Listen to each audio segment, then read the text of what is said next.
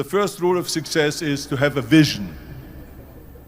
You see, if you don't have a vision of where you go, and if you don't have a goal where you go, you drift around and you never end up anywhere. It's like you can have the best ship in the world, you can have the best airplane in the world. If the pilot or the captain doesn't know where to go, it would just drift around. It would not end up anywhere, or most likely in the wrong place. So I was very fortunate that I stumbled onto my vision. I mean, as you know, I was born in 1947 in Austria after the Second World War. And I didn't really like Austria when I grew up. I couldn't wait to get out of there. I couldn't see myself becoming a farmer or a worker in a factory or anything like that. Even though my parents wanted me to stay there and have a normal life. My father wanted me to become a police officer like he was. My mother wanted me just to stay there and marry a girl with the name of Heidi, hopefully, and have a bunch of kids and run around like the Van Trapp family in The Sound of Music. But that was their vision, not mine. My vision was totally different. I felt that I was born for something special, for something unique, for something big. So I was searching. Then one day I went to school. I remember I was 11 years old, and they showed a documentary about America. And there they showed in this documentary the huge skyscrapers, the high-rises, the huge bridges, the 6-lane freeways, the huge cars with the wings sticking out, and all of this stuff. And I said to myself, that's where I want to be. I don't want to be around here with these little farmhouses and these little buildings, and everything is old. I want to be in America.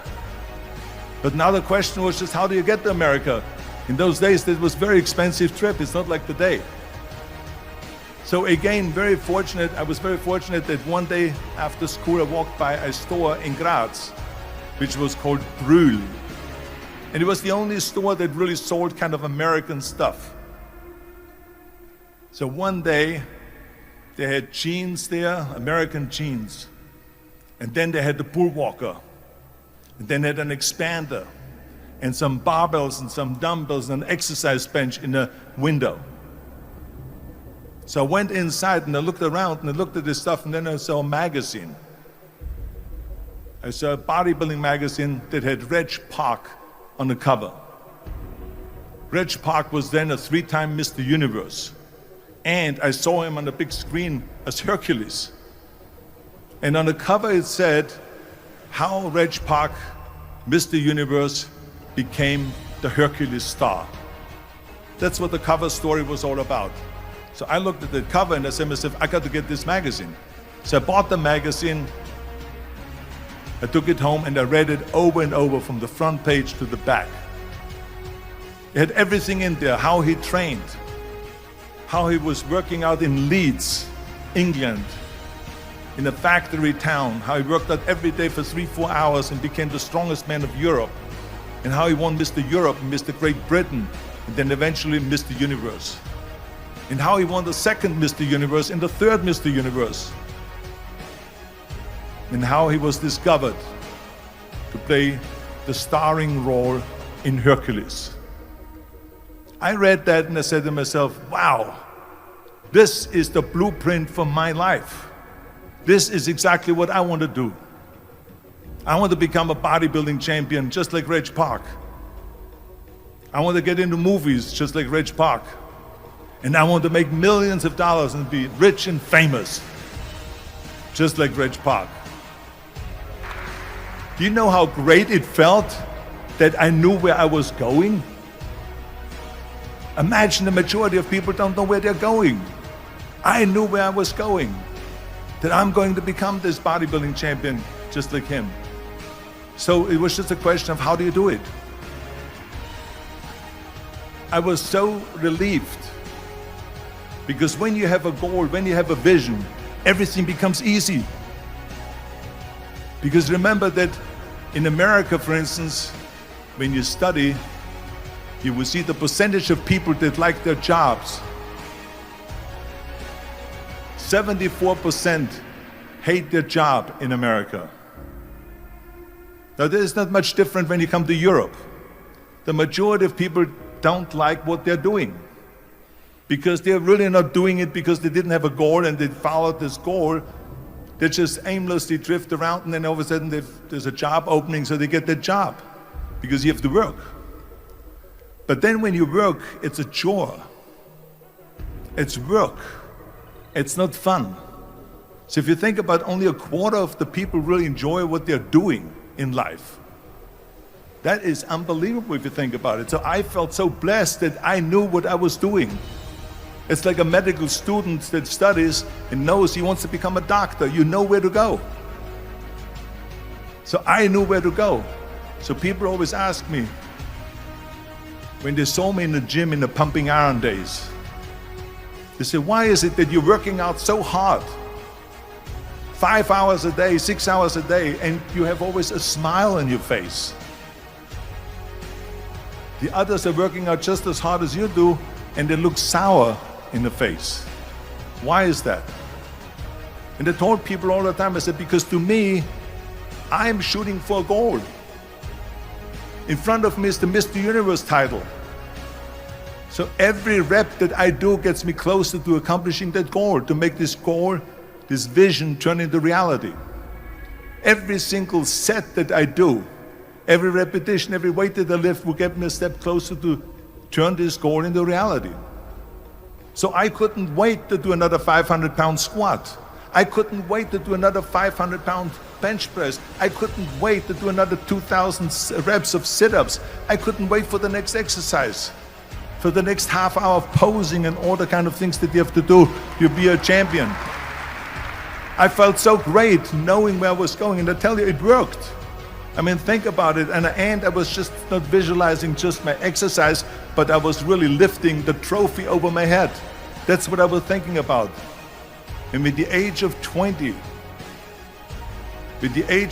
I went to London and I won the Mr. Universe contest as the youngest Mr. Universe ever. And it was because I had a goal. And this is no different than anything else, what I'm talking about. This is not just about bodybuilding. It was the same in acting. I remember when I was doing Conan the Barbarian. I was crawling on the rocks with a sword in my arm, crawling on all four. And of course, being that it's Conan, I didn't have clothes on or anything like that, right? So I was kind of, my knees were bare, my elbows were bare and everything else, and I'm crawling on the rocks. So after 10 takes, my elbows were bleeding and my knees were bleeding. And the director came to me and he said, Arnold, I'm so sorry that you have to go through this, but we need one more take, a close-up of you crawling with the sword towards the camera. Can you handle one more take? And I said to him, I don't know what you're talking about. He says, I'm totally fine. He says, but you're bleeding. I said, because I don't feel it, because I can visualize what the scene will look like in a film. And I'm so excited about this scene. I was visualizing crawling up behind Thulsa Doom, which was played by James Earl Jones. Crawling up behind Thulsa Doom with the sword slowly, and then rising up behind him and whack, cutting his head off. And the head spins in the air, slowly with blood all over the place, and slowly falls down the steps and rolls down the steps. And his body slowly falls sideways. That was what I was visualizing, and that was very important because he, in the movie, killed my parents, killed Conan's parents. And that was revenge. And he always said that flesh is stronger than steel. And I wanted to prove to him that no, steel is stronger than flesh. And so I had this in my mind. And so this is why it didn't matter if I had to do another 50 takes or 100 takes, no matter how much I bleed on my elbows or my knees. I saw that vision of the perfect scene, and it was an important scene, and I would do it over and over again until we got it. And the same thing is also in politics. I remember that in politics, I had a very clear vision that I will be the leader of California, This is as far as I could go because I was not born in America, so I could not run for president. So being the governor of the fifth largest state, I should say the largest state, the fifth largest economy in the world, was for me really the ultimate title, the ultimate accomplishment in politics. So even though people came up to me and says, why don't you go and run for something smaller, you're never gonna make it. I ran for governor, and then 2 months later I became governor of the state of California. Again, because I had a very clear vision what I'm gonna do with California. So let me tell you something, visualizing your goal and going after it makes it fun.